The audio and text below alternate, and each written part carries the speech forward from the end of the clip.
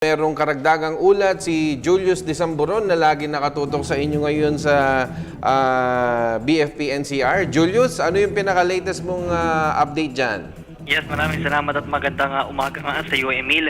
Alam mo, dahil nga dito sa ating panayam ngayong umaga na ito, nagbigay ng reaksyon ang publiko hinggil sa mabilis nga po na aksyon o pagtugon ng Bureau of Fire Protection NCR sa pagronda araw-araw nga po itong Bureau of Fire Protection sa Kamaynilaan.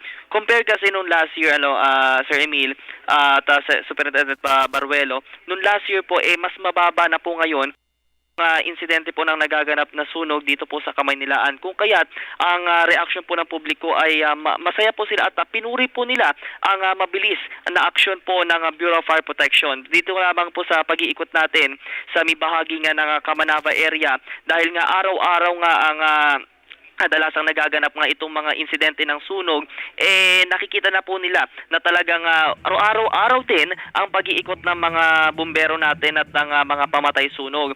Samantala, inihayag din ng ating mga kababayan at ang ating mga kabalitaan na tanong nga nila dito sa ating Bureau of Fire, karagdagang tanong, Sir Emil, hinggil nga po dun sa pagbabawal sa sky lanterns kasi nga, yung mga naunang mga ulat natin talagang nailabas ito kung saan nga ang nasabi nga pagbabawal. Kung sa mga tala, Sir Emil, nito nga sa ulat nga rin natin, itong mga nagdaang linggo sa pagsalubungan ng bagong taon, halos nga bumaba nga ng halos sa porsyento itong insidente ng sunog dito sa Kamaynilaan. Mula nga doon sa naulat natin na 5 ay bumaba na ito sa insidente ng 4. Yan muna, Sir Emil, ang pinakahuling mga ulat ngayong umaga.